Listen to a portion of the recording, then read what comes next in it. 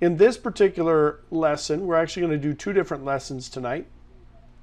We are in the EIGRP section now, and we are going to be talking about specifically EIGRP Wide metrics. That might take a little bit of time. It depends on how much detail I want to get into this, but and then we're going to take a look at something that we've already kind of done, but at the same time there's a few new things that I want to show you, and of course it's always good to kind of see the EIGRP theory, particularly when it comes to successor and feasible successor, as part of our discussion. So we're going to take a look at EIGRP traffic engineering and unequal cost load balancing, and hopefully we'll be able to get these two lessons done today. That's our overall goal. All right, so but this lesson that we're going through right now is the EIGRP Wide metrics. We're going to be using this topology, which is a similar topology that we used the last time. This is in the Google Drive in the EIGRP Wide metrics folder, so you could load this topology later if you want and kind of play around with it. We're not going to be doing too much configuration on this topology. We're just going to be doing a lot of verification. I don't understand why that's doing that, but okay. I was trying to make that straight, but whatever. Okay, so we're going to be doing a lot of verification and a lot of, just to get a better understanding of how these wide metrics work, why Cisco chose to move to these wide metrics, and then we'll, of course, take a look at, you know, some of the differences between EIGRP wide metrics and classic EIGRP metrics themselves. All right, so we're going to take our notes here just like always, and I'll go ahead and place those notes into the Google Drive once the session is done, so you guys can reference these a little bit later on. Now, this particular topic has to do with how do we calculate or how do we deal with EIGRP metrics when it comes to the named mode configuration. EIGRP wide metrics are not available in the classic mode configuration. We simply use the standard classic bandwidth delay times 256 metric that we had talked about before, right? So that classic EIGRP metric, if you guys remember, was a 32-bit metric. So we were multiplying by 256 in a lot of cases. We'll see how that's different with the named EIGRP wide metric. But the bandwidth calculation, in the end, that the metric was basically equal to K1 times the bandwidth plus K2 times the delay, overall path delay. And in the case of bandwidth was equal to 10 to the power of 7 divided by 10 to the power of 7 divided by the bandwidth of the interface in kilobits per second. Now remember, that was the worst bandwidth along the path times 256. That was the worst bandwidth along the path. And we had our standard delay metric, and delay was equal to the sum of all interface delays in microseconds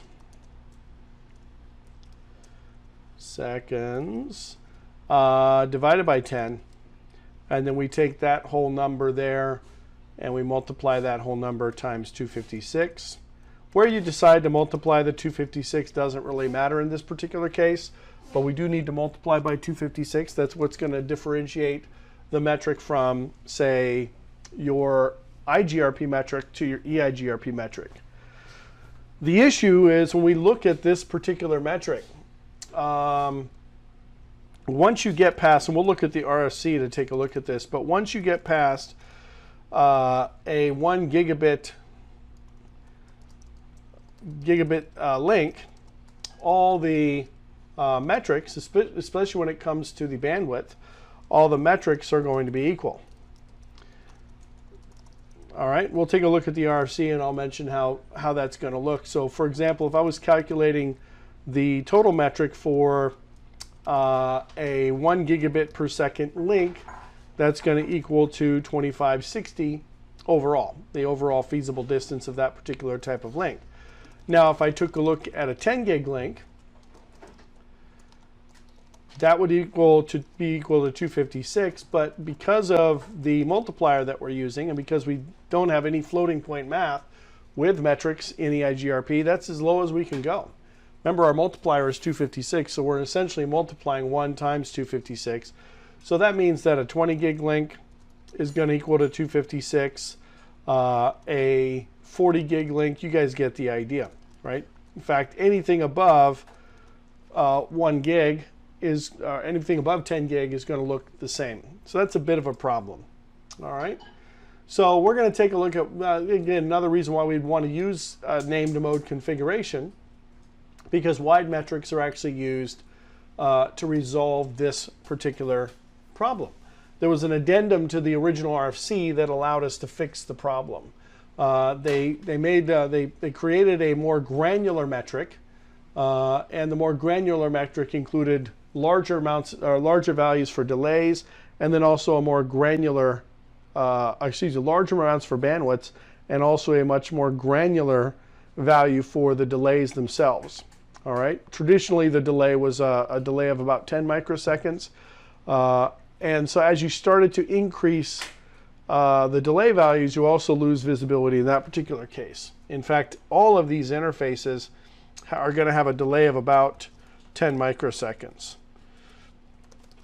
All right, so from the perspective of delay, every one of these links is going to be equal to the same value. All right, so we go from with EIGRP wide metrics, we move from a 256-bit width, or an 8-byte width, to a 16-bit width, or a 64-bit value. So this is a width of 32 bits, and in the wide metric calculation, we use a width of 64 bits. All right, we'll get into the details of how this is calculated, but it's going to provide us a much more granular value, and we'll take a look at what these calculations look like in the configuration and how we can kind of associate this stuff to that particular configuration. All right. So obviously, with the addition of higher speed interfaces, we have terabit routers now. We have high speed, what we call multi-gigabit interfaces to handle things like 802.11 AC, Wave 2 configurations, and so on. It's very difficult to deploy standard fast Ethernet or fast Ether channel, gigabit Ether channel, or even 10 gig Ethernet connections throughout the campus. In fact, we're starting to see much higher speeds deployed throughout the campus. All right. So EIGRP chooses, as we learned in one of our previous lessons, it chooses the route based on that minimum bandwidth or minimum path bandwidth, and then finally the cumulative delay across the different links. But in the past, the formula was actually calculating these values with kind of a low resolution on the individual links, especially when you started to get above 2 gigabits per second. So what we're going to take a look at in GNS3 is our named configuration and how these values have been changed in order to support this new configuration. I don't think the plugins are going to show here. Let me see if that shows up real quick. Show EIGRP plugins. Yeah, okay. So we do see in this particular case that we're running EIGRP 11, which actually provides us the ability. Hold on one second. Let me mute Ken. Okay, he's muted. Provides us the ability to support these wide metrics and the named configuration. We can also see some of the other plugins. One of the other plugins we're going to talk about in the next session is this bidirectional forwarding detection feature, which I'm going to introduce to you guys in the next lesson as part of the configuration. So we also see that we have the address family support here for IPv4 and IPv6, which allows us to do the named configurations.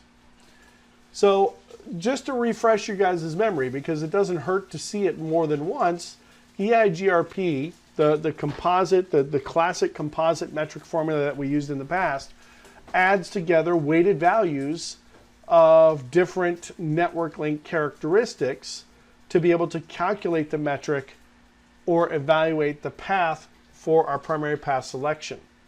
Again, traditionally the delay is going to be measured in tens of microseconds. Let me put this back into our notes here. So again, just a classic review.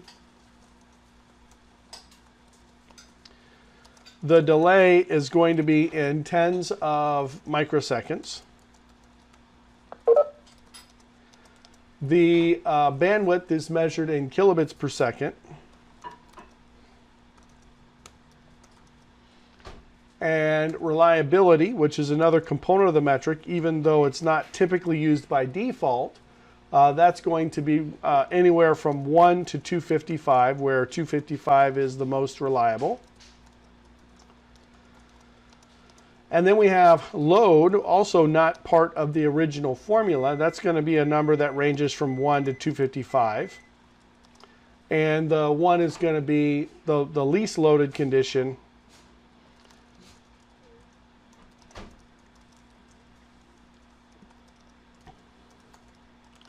All right, so those are some of the classic values. We have these different constant values that were used as well, what we call K values. K values or constant values. These are going to be used, and if you recall, they're K1 through K5. Those are going to be used to provide different types of route behaviors based on what you want to happen in the environment. You know, what do you want? What portion of the metric do you want to be more significant?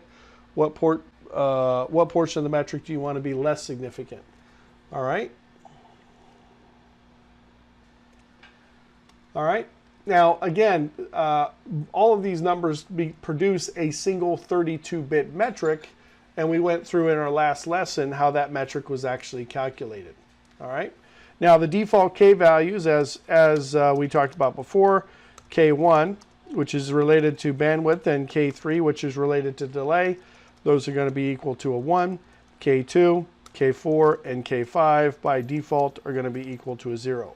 We're just doing a little bit of review from our previous discussions. All right. The Cisco, of course, recommends that you utilize these common values and you don't change those values based on, you know, the usability of reliability and load. Primarily has to do with, even though these values, reliability and load, are not typically going to be calculated on a scaled, on a microsecond type of level or a millisecond type of level, they do get recalculated over a shorter period of time, whereas your bandwidths and your delays are going to be constant. So we would constantly be doing reconvergence and recalculations in EIGRP if we decided to include reliability and load as part of our calculation. All right. Now, the problem that we have here is with a scaling issue. Let me pull up a diagram here and kind of put together a diagram and explain what I mean by the scaling problem. All right. So let's say I have router 1 here, and that is going to be connected over to router 2, and we've got R4 over here, and then down here we have R3. All right. Now let's say in this particular case for R1, the bandwidth up here, let's just do 10 million. And for this bandwidth, we'll do the same thing. All right, I think that's 10 million. No, that's good. All right. And let's say down here that the bandwidth is 1 million. All right. It's my bandwidth value, and over here the bandwidth is 1 million. And let's say the delay up here is going to equal to 10, and the delay here is equal to 10, and the delay here is equal to 10, and finally the delay here is equal to 10. All right.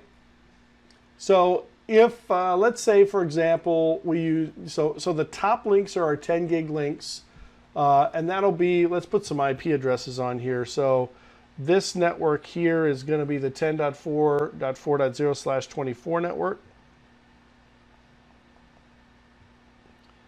Hold on, let me try this again. Let me do this one more time, guys. Sorry about that. I'm going to try and kind of make it a little bit cleaner here. Oops. In fact, let me pause. So there we go. We got our diagram. It's not the prettiest diagram, but hopefully you guys will understand what we're talking about here as part of the process. So what we're seeing is kind of just a basic network with redundant paths. The links on the top are 10 gig interfaces for the 10.2 subnet and the 10.4 subnet. And on the bottom, we've got the 10.3 and the 10.5 links. And then on router 4, we'll just throw a network over here, 10.1.1.0/24. Okay? And we'll just call that fast Ethernet. Doesn't really matter in this case because we don't have a redundant path there. All right?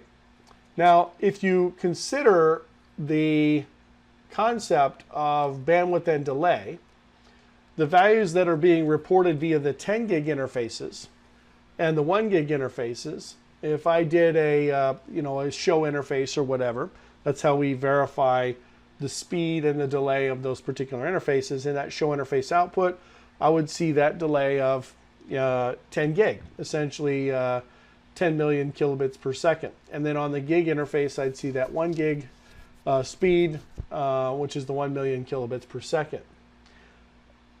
When you go through and you increase the bandwidth, the effect of inverting the scaled value is what's actually going to cause an issue here.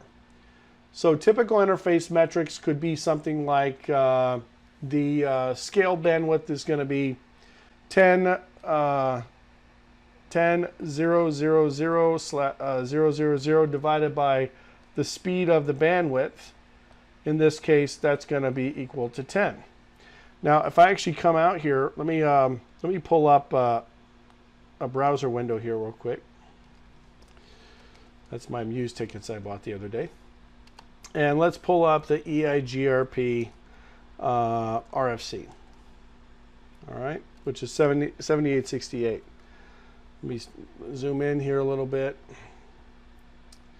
And if we go to classic metric compilation, what I'm trying to describe here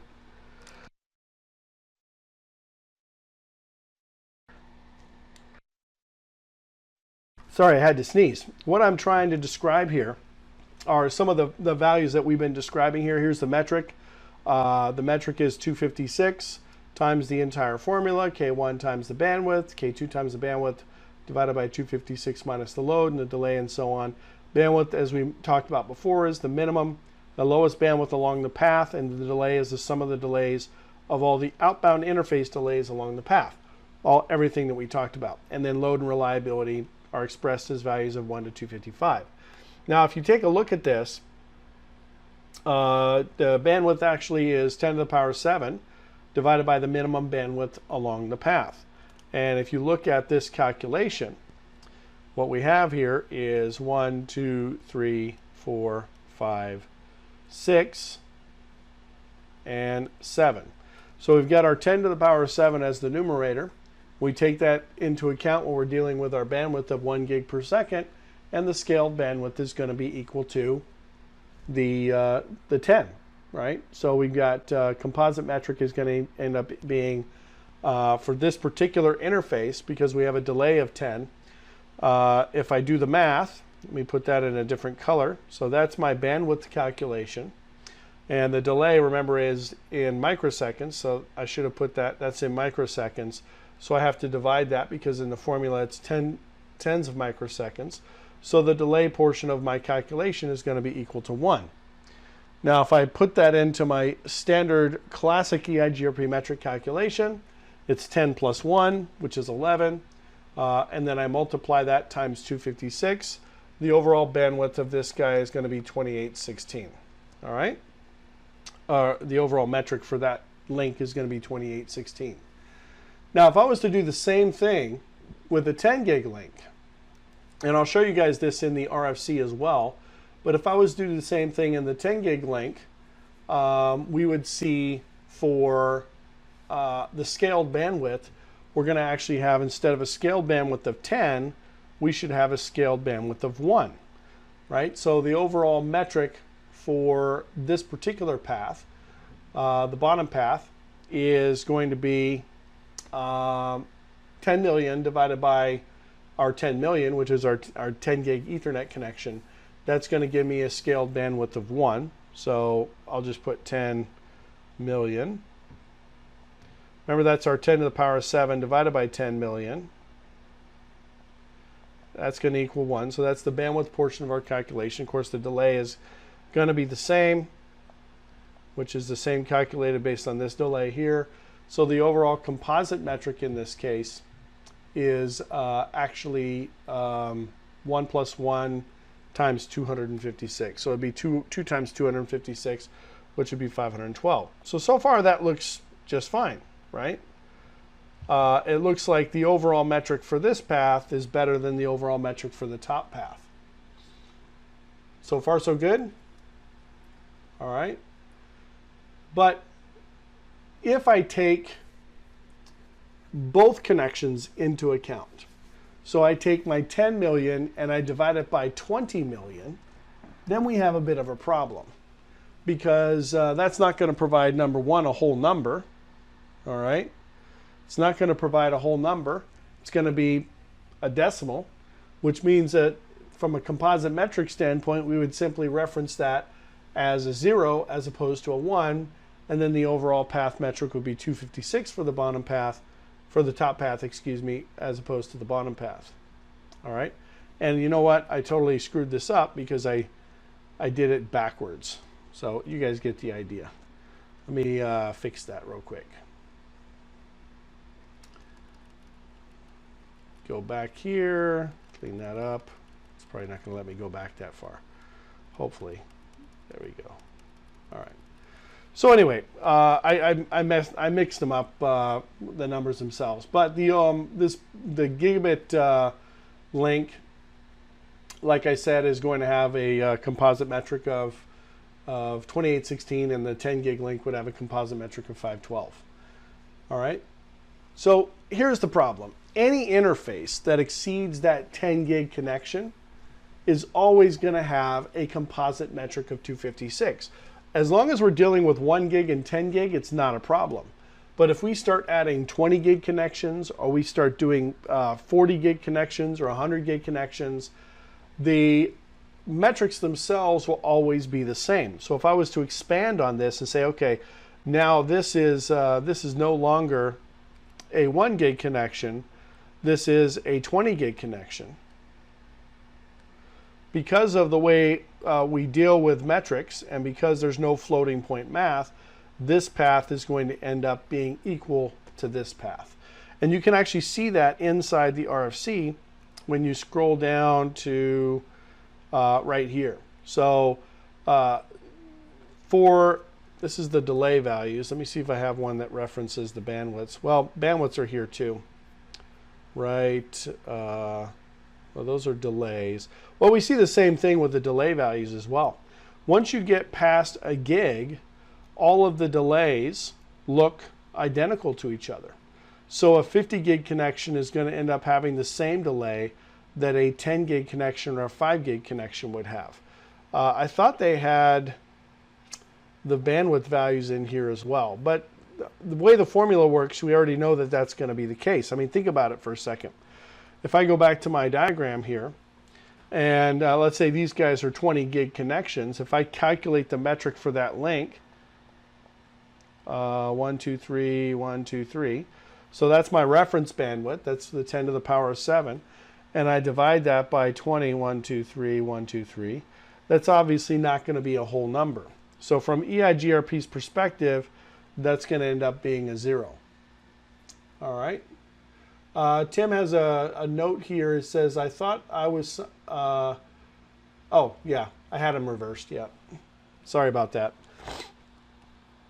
Yeah, I had them reversed. But, all right. So in the case of 10 gig here, right? Let me get rid of this part of it. I should just do it over again, but we have lots of stuff to talk about here, so. All right, but you guys get the idea. If this top link is 10 gig, 1, 2, 3, 1, 2, 3, yep. And we divide that by 10 gig. Essentially, these are going to end up looking, too many zeros. These are going to end up looking the same. All right, I think I've beat that horse. All right, but you guys get the idea. All right, did I have enough zeros? I did not. There was one more zero. All right, so the path metrics are going to look the same. Obviously, this is the reason why they decided to incorporate the use of wide metrics in the EIGRP calculation.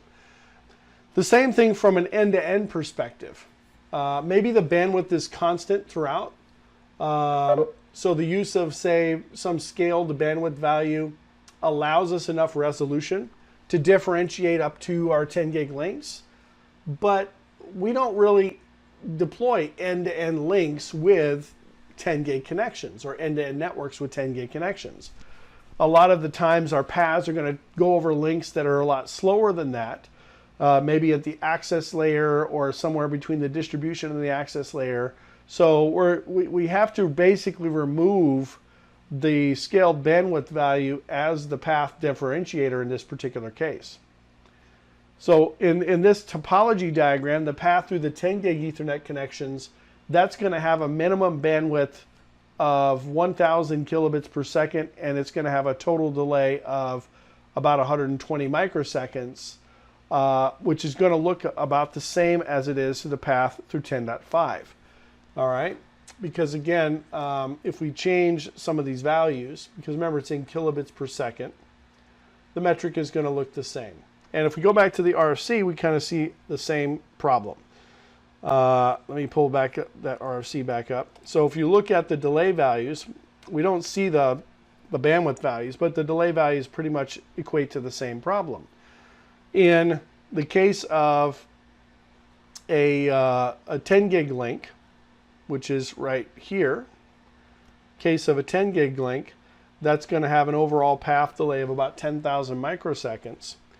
And a 20 gig link is going to look the same. 5 gig link is going to look the same. In fact, anything above gigabit is going to look the same. All right. So we already understand what the problem is. The problem is that we're not going to be able to provide for optimal routing between these two locations, and we're going to have issues with selecting the best path. All right. So to take care of all of these issues, there was a new metric formula that was developed to give us additional what we call resolution. It's called the EIGRP metric support. All right.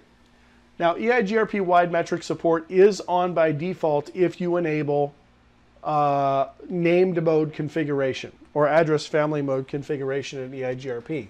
It is backwards compatible with existing routes that are running a classic mode calculation, but just make sure that you're aware of how that is going to impact your path selection, because you could have, again, suboptimal routing taking place because the path selection for the classic mode router is going to be looked at differently than a named mode router.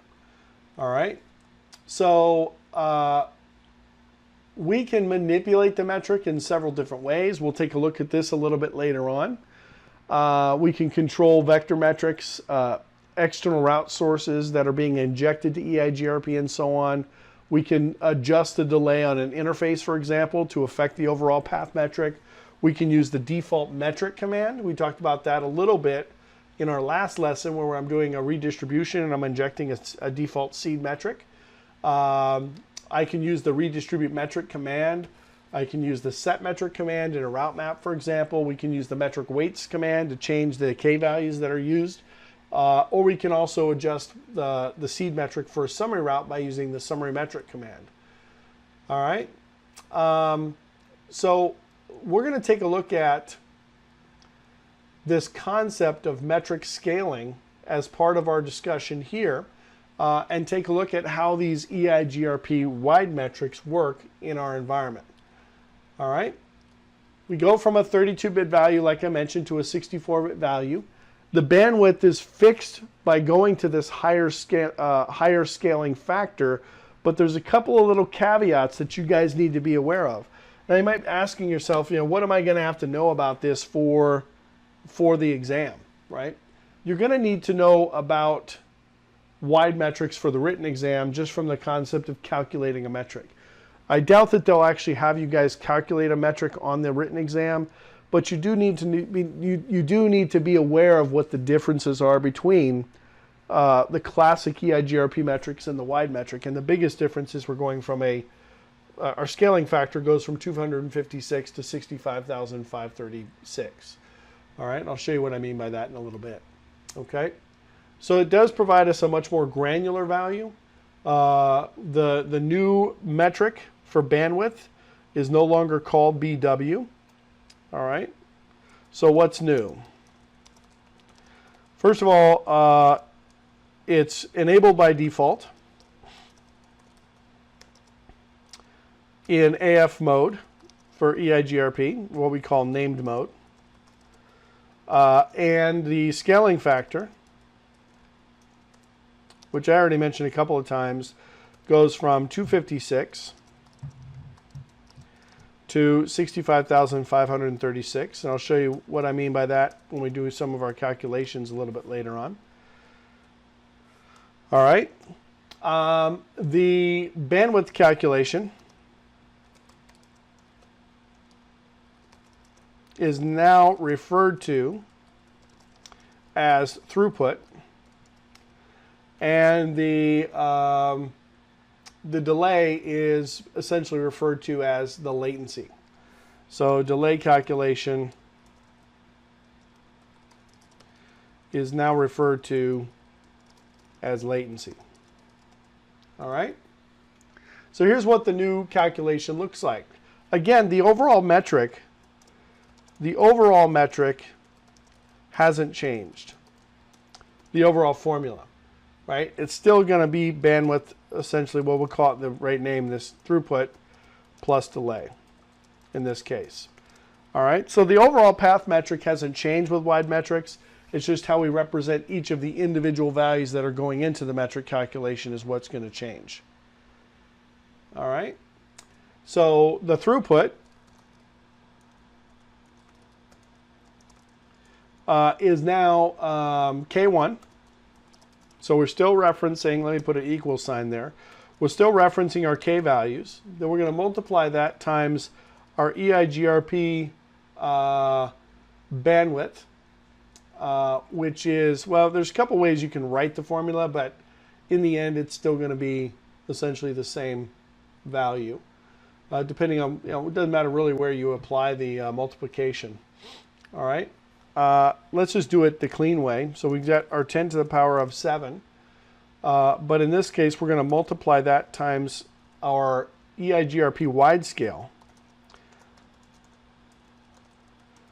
And then we're going to divide that by our bandwidth in kilobits per second. And just like we did with the classic calculation, we'll take a look at this when it's applied to, we'll take a look at this configuration when it's applied to our topology as well. All right, the latency is going to equal to K3, and that's going to be times our delay value. Again, calculating the delay value as the sum of the delays along the path, egress interfaces, in tens of microseconds. We'll multiply that times our EIGRP wide scale, and then we'll divide that by the EIGRP delay and pico values. In fact, let me see if I can pull this up in the formula here. All right, so as far as wide metric vectors go, it's minimum throughput, so we're still talking about the minimum bandwidth along the path, still latency, which is your sum of your delays, still the load, still the reliability. MTU, even though it's not part of the original calculation, is still considered to be part of EIGRP's consideration. So throughput is the minimum value, latency is a cumulative, load is the maximum load, reliability is the maximum or the minimum reliability, because so we're talking about worst case in both of these scenarios. And then there's some additional values. These are part of case 6, jitter and energy. We'll talk about that a little bit later on. I know some of you guys had some questions about the K6 value. I'll talk about that a little bit later on. It's not really used, but it is a value that was added as part of the new definition of the metric.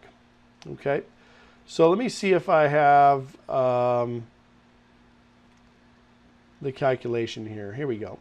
All right, so here is the formula for the max throughput. Let me put that into the notepad document because that's probably better than what I wrote in there. I think this should paste in there. Let me give it a shot. I don't know if it'll paste in or not, but let me give it a shot. Yeah, that's not bad.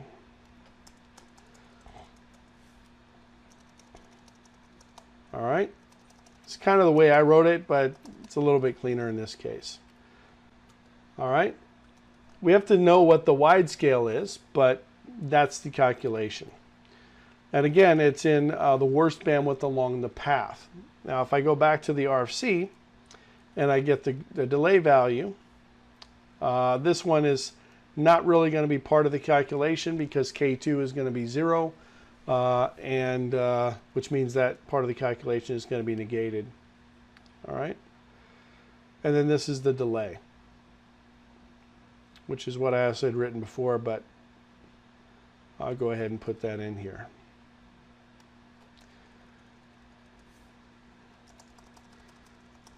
All right. Oops, not the right one. Copy that. There we go.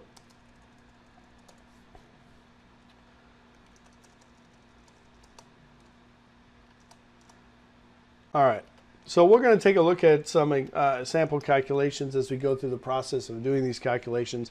Again, you guys are not really going to need to do this in the exam. On the written exam or the lab exam, we're probably going into this in more detail than you actually have to worry about for the test. But I do want to make it so it's clear that you understand the differences between these different values. So let's take a look at the definition in the RFC for the latency.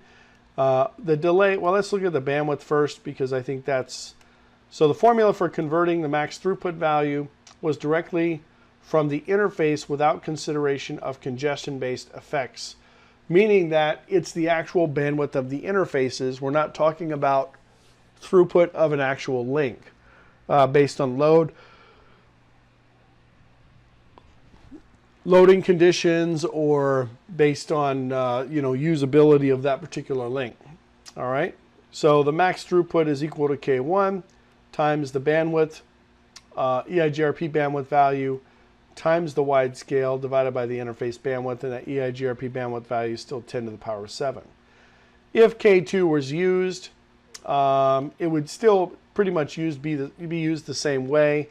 The net throughput is going to be the max throughput plus K2 times the max throughput divided by 256 minus the load. In this particular case, we tried to essentially avoid using this because, again, that means that we're going to have to do constant reroute calculations based on loading conditions of a link. Load is literally, if I've got a 10 gig link and it's 80% utilized, or we're using 80% of that bandwidth, then we only have 2 gigs of bandwidth that are available for utilization. All right. Latency calculation, transmission times derived from the physical interface is in this particular case, and this is the big difference here, is in picoseconds, and then we convert the picoseconds prior to exchanging that information between the neighbors. So we'll see, in fact, in the show outputs how that's getting converted. All right. So this could be delay values that are seeded if we're doing redistribution, default metric, route maps with set metric calculations, or based on the interface delay that's applied to the interface. All right, so the latency is essentially K3, which is what it was applied to before, the delay times the EIGRP wide scale divided by the delay in picoseconds. All right. Now, keep this in mind, guys. It's not any different than what we were doing before, because in our previous calculation, it was the sum of all the delays in microseconds. And then we would multiply that times 256. And then after that multiplication, we would divide it by 10 so that we could get it into microseconds. In this case, we're dividing so that we can represent the value in picoseconds. All right? So it's really not much of a different calculation. All right? So we'll get into this. Like I said, I don't know that you necessarily need to read the RFC. There are some things that we need to understand, like the wide scale value is 65,536, where the classic scale value is 256. So I'll put that into our little notepad document here. Those are some important values that you guys should know. All right. Why isn't it not copying from that page? It's strange. I have to do a manual copy. No, Control C. All right. So those are definitely values that you guys are going to have to be aware of for the exam. The classic scale was times 256, and the wide scale is 65,536. All right. Now, the delay in pico is we're dividing by this value, and the bandwidth is still the same reference bandwidth of 10 to the power of 7.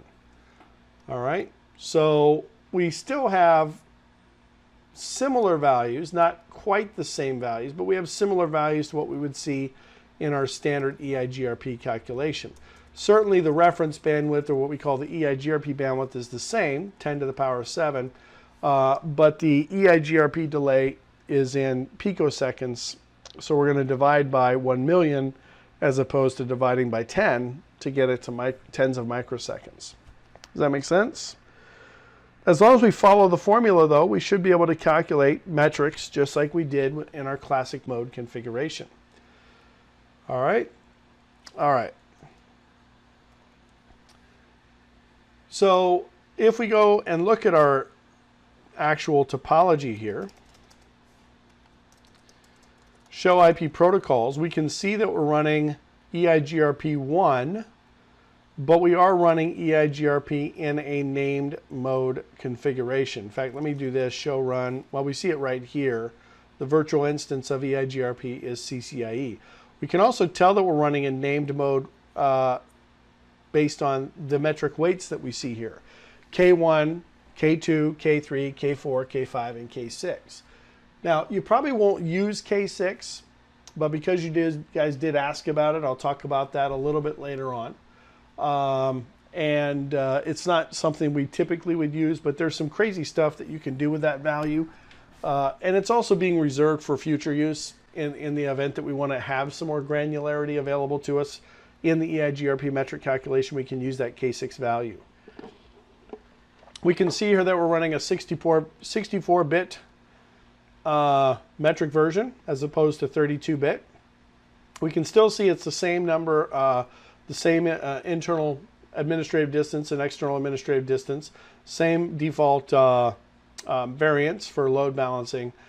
Then we got this value here. I'm going to talk about that value a little bit later on as well. Really, really important number there because it's the rib scale, which allows us to scale the route as it goes into the routing information base, as opposed to what's stored in the actual EIGRP topology database, or what we call the EIGRP routing information base. All right. Now, if I did a show run pipe section EIGRP, you can see here from our named mode configuration that we didn't really specify the use of wide metrics in this configuration. It was enabled by default as part of the process. All right. It is still backwards compatible with our classic mode configuration, but again, something that you need to be cognizant of. If some portions of the network are measuring delay in pico, and they're scaling the metric to a much higher value, you could end up with different results in the calculations. And when a router actually detects that this is actually happening, it actually falls back to the classic configuration, or not the classic configuration, but the classic calculation. All right. So we looked at the RFC, and I think the RFC kind of explains a few things. That's important. The wide metric delay, again, is in 100 picoseconds. The classic delay is in 10,000 microseconds, say, for example, for a 100 gig connection, and so on. All right? So if I was running classic mode, then obviously I would have an issue if I had anything above 10 gigs on the link, and I think I've already demonstrated this. All right? So we see that the scaling factor is now 65,536, which makes sense. It's a 64-bit value. The rib scale, let's talk about that a little bit. So if I did show IP route EIGRP, that's weird. Am I missing some configurations here? Show IP interface brief, show IPv6 interface brief. Oops. That's good. Show run section EIGRP.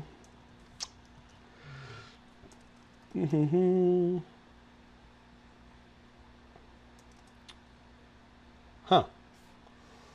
That is strange.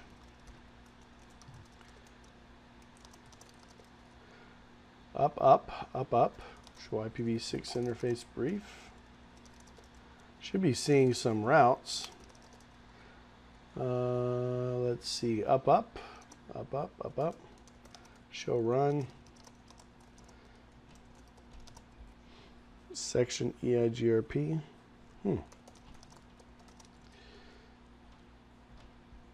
No neighbors.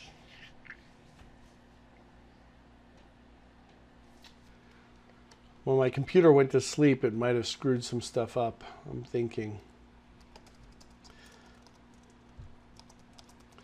Right before I started this lesson, they're all running the same AS.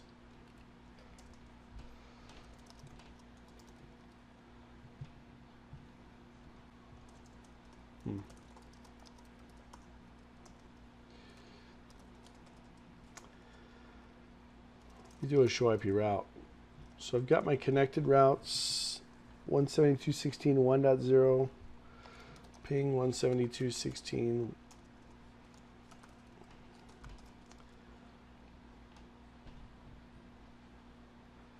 Yeah, definitely something strange going on here with the, I think it has to do with, I saw in a little bit ago, I was trying to move just a cloud over, and it was giving me some weird errors here. So let me pause the recording and kind of reload this real quick.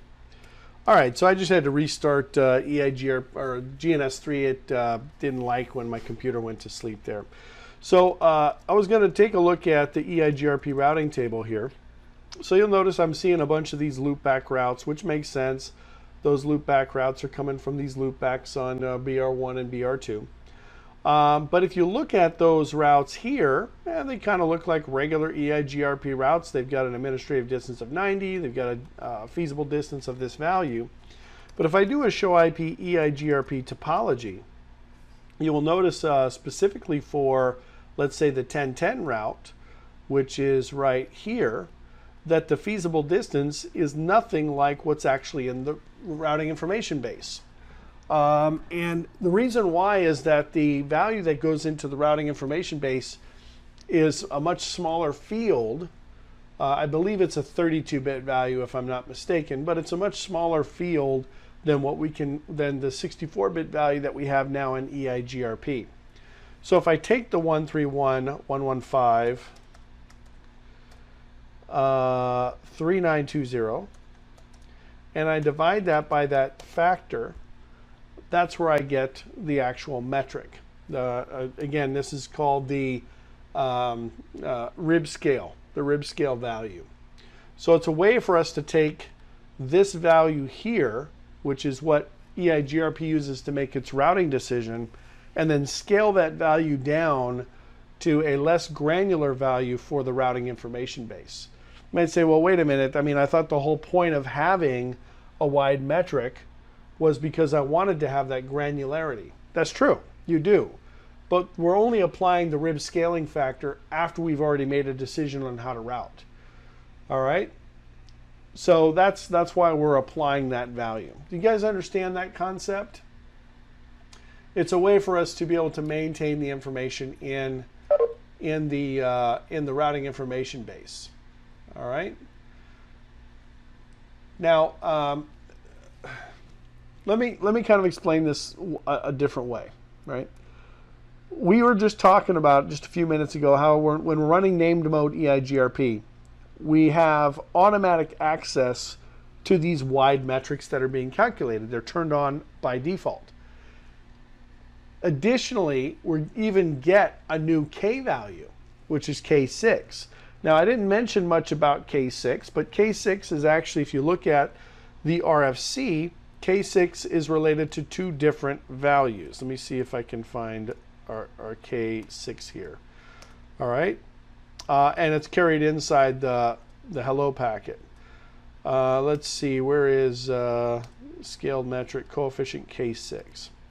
All right, K6 has been introduced with the wide metric support and is used to allow extended attributes, meaning that it's kind of a generic container that allows us to add other values to K6, which then can be used to reflect a higher aggregate metric for those that have lower energy uses. That's a pretty interesting concept. When I first heard about this, I thought, well, that's kind of ridiculous, but and it really is if you think about it. If once I describe it, you'll understand. There are essentially two extended attributes, but there could be other extended attributes that could be applied. So K6 is kind of like a container that could hold other ways of evaluating the overall path metric. The two that are presently defined for K6 are jitter and energy. Okay. Now jitter, as we see here, the jitter-based path selection results in a path calculation with the lowest reported jitter. If you guys run voice, you know that jitter is essentially time intervals, or the varying time intervals between packet delivery, longest to shortest, and so on. Higher values result in higher aggregate metrics, and versus those that have lower calculations. Now, this might actually be pretty useful when you're trying to make routing decisions based on voice packets. So K6 could actually be used in a case where you'd want maybe a path that has lower bandwidth but less jitter to be preferred over a path that has higher bandwidth but more jitter. And this is a value that's always measured in microseconds, and it's a cumulative jitter along the path. Each hop is going to use an average 3-second period to calculate that value. The only problem with using this particular value as part of the metric is that it is a constantly changing value, or it potentially could be a constantly changing value, which means that you might not ever converge, and you might be going through a whole bunch of different calculations with the EIGRP based on the fact that you're adding this K6 value. Now, energy was an interesting concept. Use of energy, literally use of energy.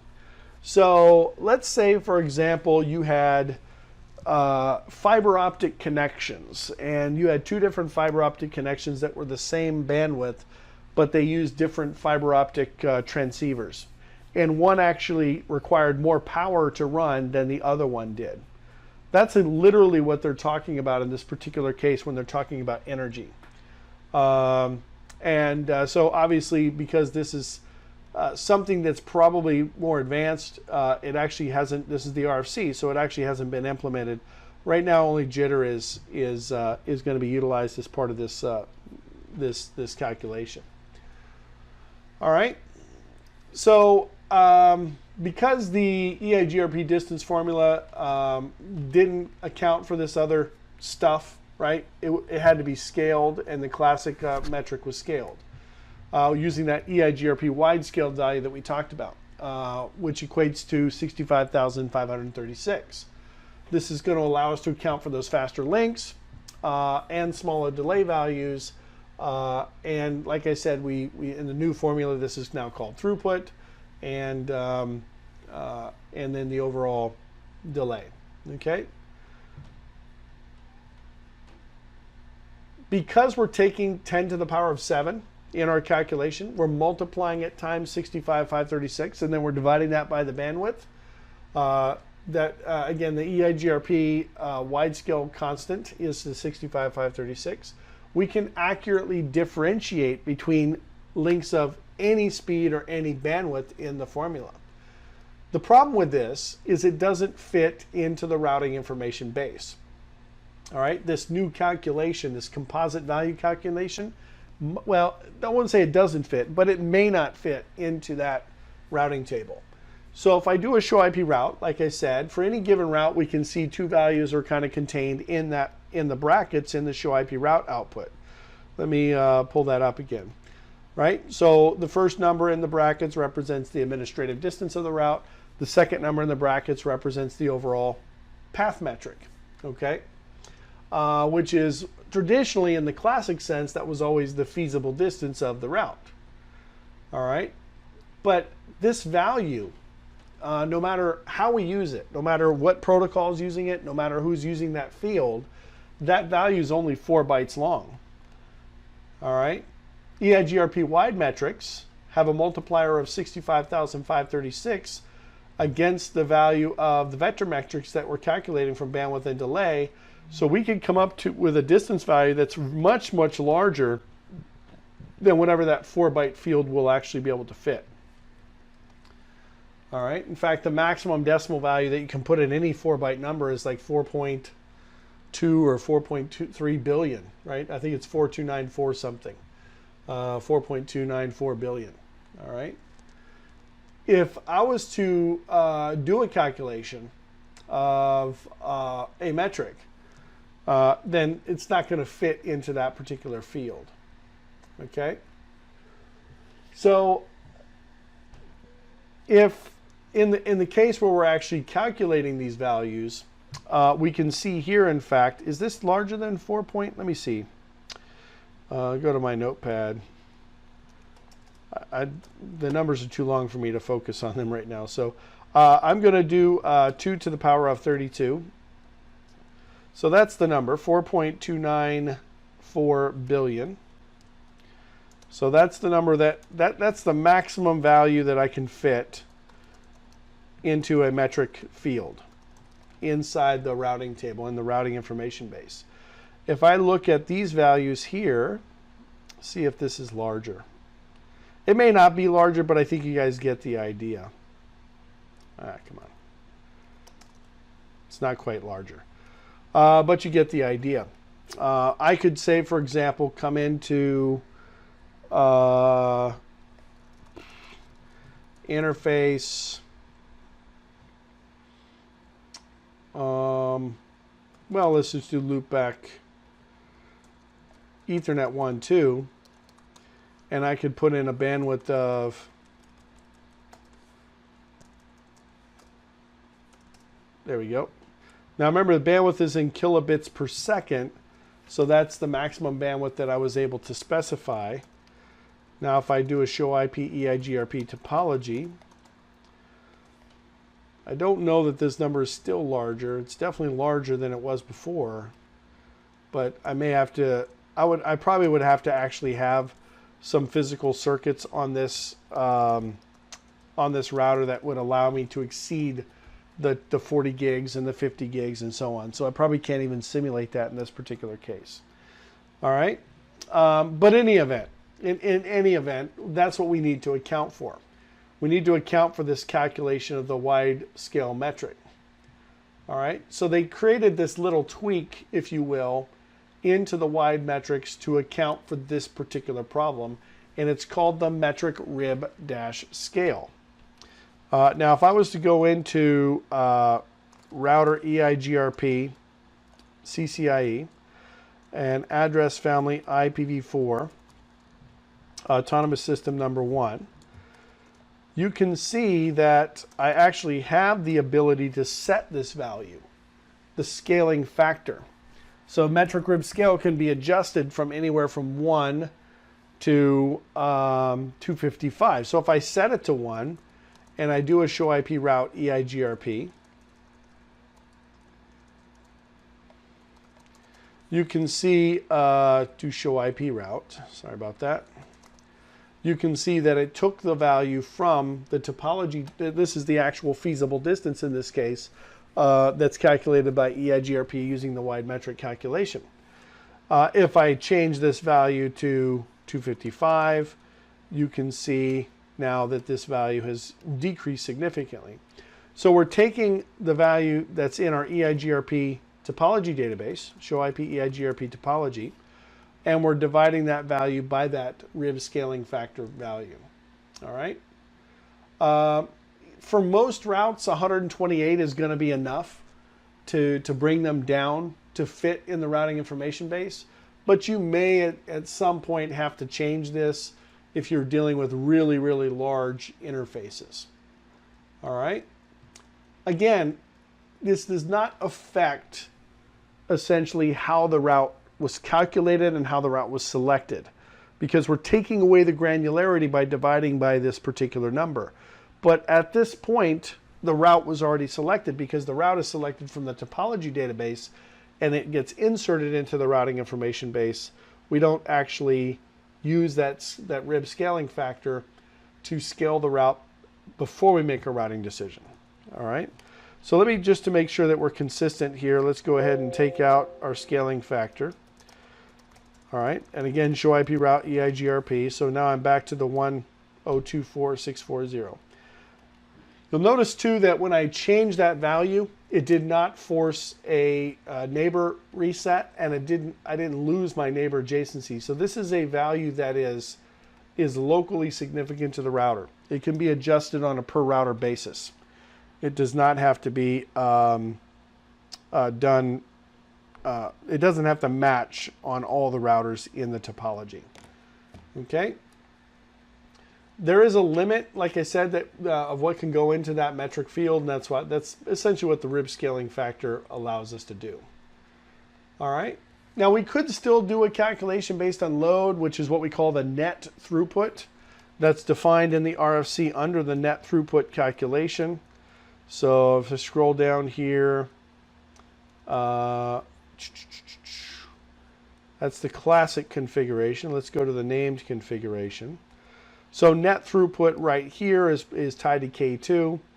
That's the maximum throughput, which is essentially this calculation, our bandwidth calculation, and then applying K2 times the maximum throughput divided by 256 minus the load. So it's actually, net throughput is essentially calculated the same way. But then again, when K2, because K2 is 0, this portion of the formula essentially goes away. Okay. All right. Now the key here is that if I've got an interface, like a 10 gig interface that's running at 80% of load, then I'm only going to have 2 gigs of throughput. The problem is that the value changes. It doesn't really give us much of an advantage as far as overall routing decisions go. So the dynamic nature of this particular calculation means that most likely EIGRP is going to be constantly churning and trying to figure out what path to use. So it doesn't really make sense to go ahead and use it. All right, we already talked about K6. K6, I would say, falls basically into that same category.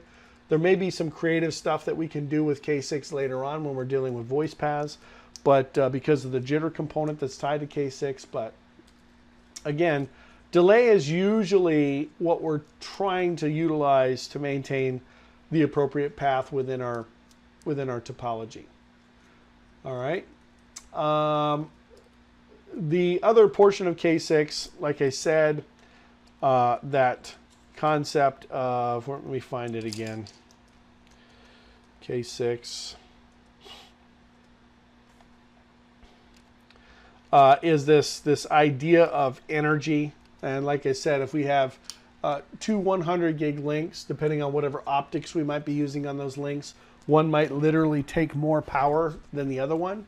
And there's some sort of monetary cost that's considered in the cost of the metric. It's a pretty strange concept, actually. And when I was reading about this, it's not really well defined within the RFC.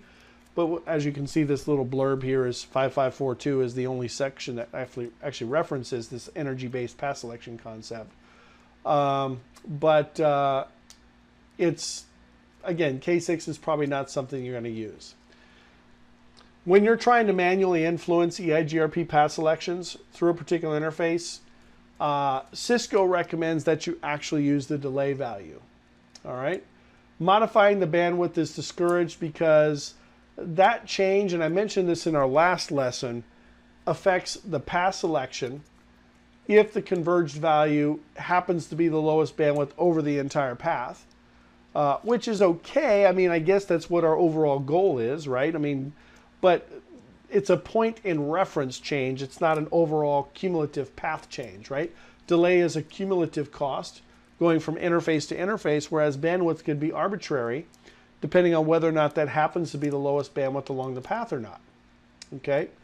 Also, changing the bandwidth can have an impact beyond just affecting the EIGRP metric.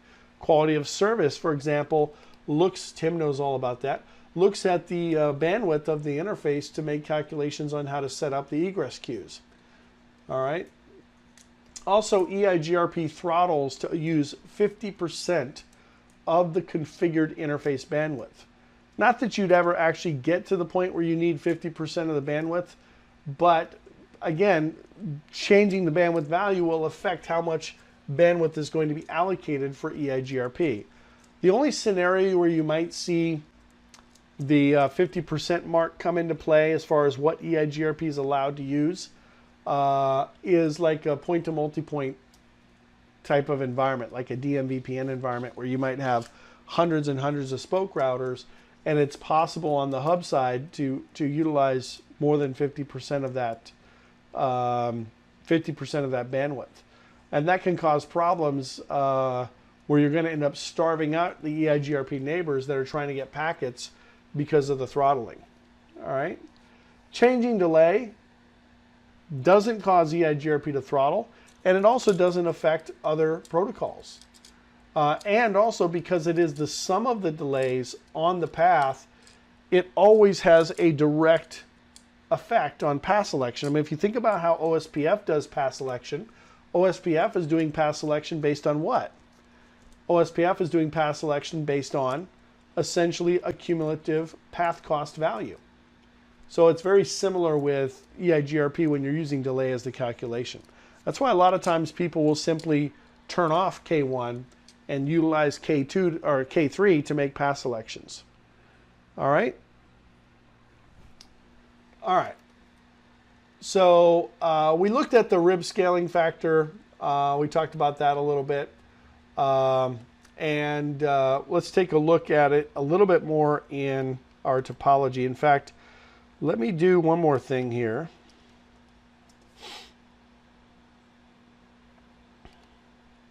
Because we did this when we were doing our classic configuration, I think this would be kind of useful when we're looking at our non-classic configuration.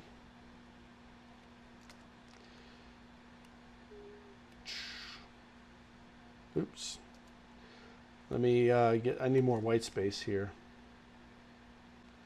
I don't want to save it. Don't save. All right. So if I was to take a look at the HQ router here as an example, and I'm taking a look at my path selection to get over to, say, these loopbacks over here. And by the way, it would apply to both V4 and V6. There's no difference in these calculations for IPv4 and V6, so it's not something that we really need to concern ourselves with. But let's go ahead and take a look at some of the values. As always, when we're doing calculations, it's going to be based on the egress. So I'm going to take that interface, I'm going to take that interface value, and I'm going to apply it to the formula. So we still use the show interface output to calculate these values. So let's grab our bandwidth and our delay from this interface here, and we'll put that into our database, or into our database, our picture here. So that is the bandwidth and delay for that network. There we go. And we'll do the same thing on BR1 for that loopback 0 interface. Show interface loopback 0 pipe include bandwidth. So this is the bandwidth and delay for that loopback interface. Remember, with these metric calculations, only the egress interface matters in this particular case. All right, ingress interfaces are not used as a calculation. That's what we learned with the classic configuration as well. So now if I go back to my RFC and I'm looking at, well, we can put it in our notepad, so let's do it there. If I look at the max throughput, it's going to be my K1 value, which is 1, EIGRP bandwidth, which is this value here, times the scaling factor, plus or divided by the interface bandwidth, which is the worst bandwidth along the path. Now, if I'm looking at this topology diagram, the worst bandwidth along the path is the Ethernet interface, not the loopback interface. So let's go ahead and put that into our formula. All right, let's go back to the formula here. So I've got my EIGRP bandwidth, which is 10, that value, times 65,536. And then I divide that by the interface bandwidth in kilobits per second, which is the 10,000. We get that number for bandwidth. All right. Now, if I look at the calculation for delay, as long as I'm using the right formula, it's the sum of all the delays along the path. Go back to my notepad document. It's the sum of all the delays along the path times the scale divided by our pico value, which is 1,000,000. So the sum of the delays along the path is 1,000 plus 5,000.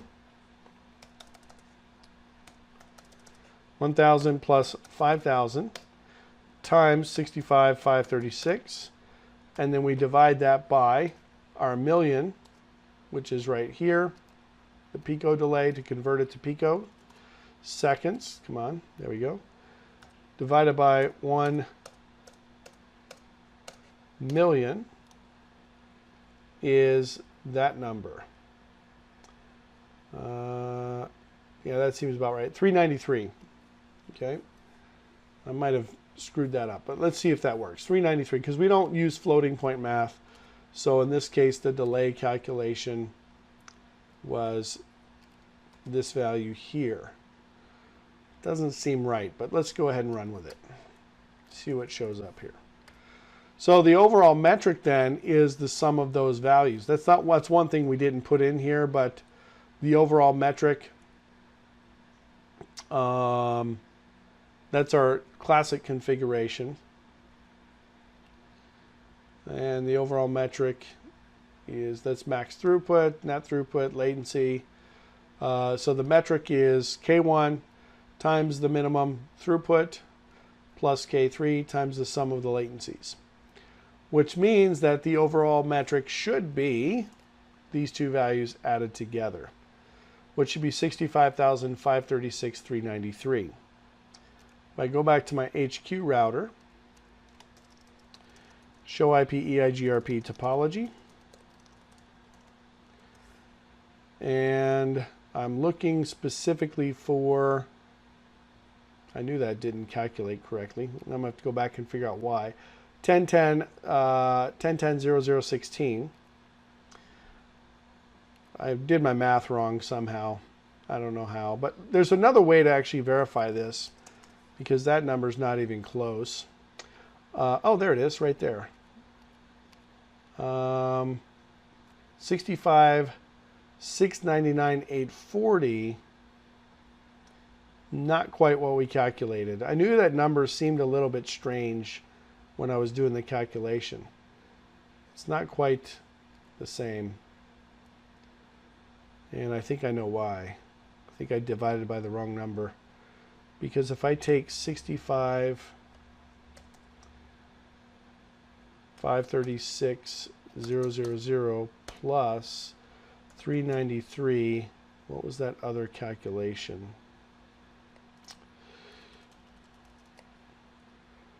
Uh, 216. 65,929,216. Is that right? Still not quite right. All right, let's do this a different way. I'm not as smooth with this as I am with the classic configuration. I just don't do this as much. But if I do a show IP, well, actually, I can see essentially what the metric is for the local interface. If I look at the topology diagram here, Ethernet 1.1 if I look at Ethernet 1.1, which is right here, I need my directly connected right here. So this is the feasible distance for this interface. So if I do a show IP EIGRP topology 172.16.1.0/30, I should see the values that are being used to calculate the composite metric for that particular path. All right, which is 131.7200. So the bandwidth is 10,000 kilobits per second. That makes sense. The delay is this many picoseconds. And let me do one more thing, because I think that's where I screwed up on the calculation. Show IP, or show interface, Ethernet 1.1, pipe include bandwidth. So the bandwidth thing I think we're okay with, right? That's going to be the minimum bandwidth. So if I do that calculation, it's going to be 10 to the power 7, right? And then we're going to multiply that times 65, 536, and then we'll divide that by the bandwidth of the interface, which is 10,000, which is 65,536. Thinking about this real quick.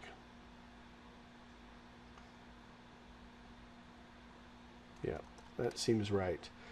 All right. So the delay calculation should be this number here. Let me add this number to this number. Still not correct. So figured out what the mistake was. It was the delay calculation. This is just for the recording, guys. So if we take our values here, the delay, if we look at our notes here, the delay has to be represented in picoseconds, not microseconds. No, I understand that part, but what I'm saying is that if you take just by 1,000, suppose the delay is 1,000, right? That shows on the bandwidth on the interface. Right. Go ahead. I'm tracking. You multiply that 1,000 by EIGRP wide delay. What is the number you get there? Just 1,000 multiplied by. Well, you'd have to. Number, right? Yeah, you'd have to take the 1,000 and multiply it times 10 to the power 6. So you're going to. I understand that, but what I'm saying that since you multiply that by 10 to power 6 and then divide that by 10 to power 6, same thing.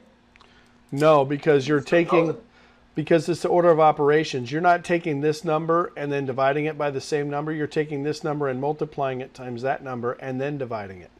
So yeah. So let's finish our calculation here so that we can confirm that it actually does match.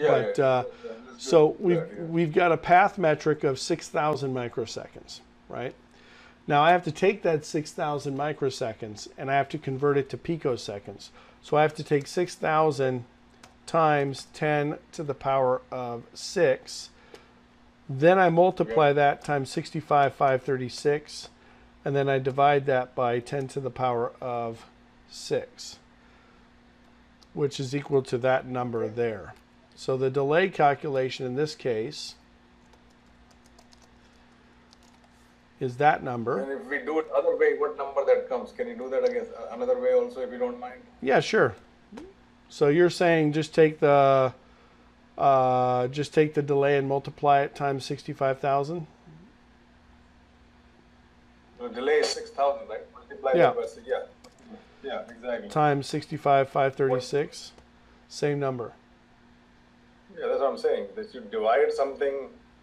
Order of operation in this case doesn't matter because the multiplication. So right, you're multiplying it and you're still dividing the same number. Yeah, so basically I think they're just telling that same thing in the RFP in a scenic way, but essentially it's nothing. Just right. Take that number. Just take the delay times, take your overall path delay and multiply it times the wide metric. Yeah. Exactly. So if I add this now to 65,536, that's what we get for the, Let me try that again. 39321600 plus 65,536,000. That's the overall metric. Let's see if that corresponds to what we're seeing here. Show IP EIGRP topology.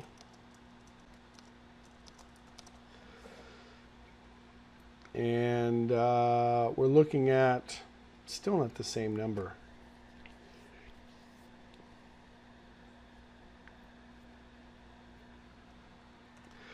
So I paused the recording because we were trying to figure out why these numbers weren't coming up correctly. But apparently there is, I don't know if it's defined as a bug or if it's just there to make you go crazy. But apparently loopback interfaces, even though the delay is 5,000 microseconds, they're referencing a total delay of 1.25 million picoseconds unless you change the value. And that's what we did here. We changed the value to 50 microseconds. And here, let me show you real quick. I think it was, yeah. We changed the delay to 500 microseconds, and then the picoseconds value was calculated correctly. Then we changed the delay to 5,000 microseconds, and it went back to the correct value of that many, what is that, 500 million or whatever, 500 billion.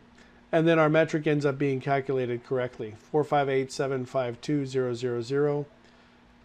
And if we add those numbers up, you'll get that value. So driving me crazy. We just spent 30 minutes trying to figure that out. But 392.216.000 plus 65,536. It's not the same, but I give up at this point. All right. Actually, it was the same. There we go. So yeah. So we're actually doing the calculation correctly. It was just that loopback was not being adjusted to the appropriate value. That's the kind of thing that would drive you crazy. All right. So sorry about the delay on that, but for me, guys, this is the way that I think about these things too. If I know that the RFC says something's supposed to work the way it's supposed to work, and our calculations aren't coming out correctly, I'm trying to figure out why the heck that's not happening, you know. So there you go. You learn something every day. All right. Now, I don't know why that is the case, but I don't think we really care at this point. We just know that that's the case for the loopback. Yeah, I don't see anything in here. It's probably a bug. But it's kind of strange that it would be a bug in GNS3 as well. But anyway. All right. So there you go. Now the scaling factor, 65,536, like I said, that's going to change our metric to a 64-bit metric. So if I do a show IP EIGRP topology for the 10.10.0.0/16 subnet, we can see that the overall metric is 458,752,000. This is the reported distance for the path. This is the feasible distance for the path.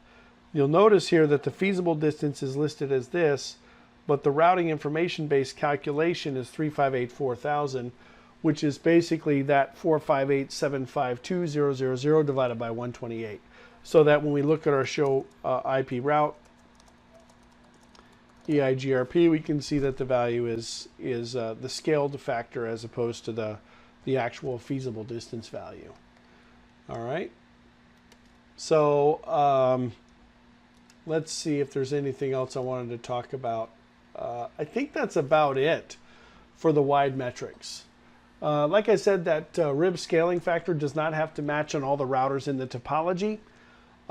It's not actually a value that's sent inside the EIGRP packet. So if you were doing a packet capture or a packet debug, you would not see that value within the packet itself.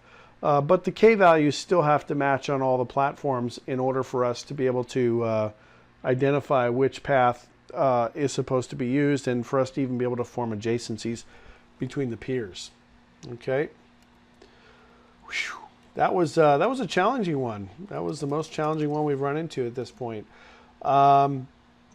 Maybe it's Kamal's fault. He's the first time he's joined us, so. Yeah, I agree.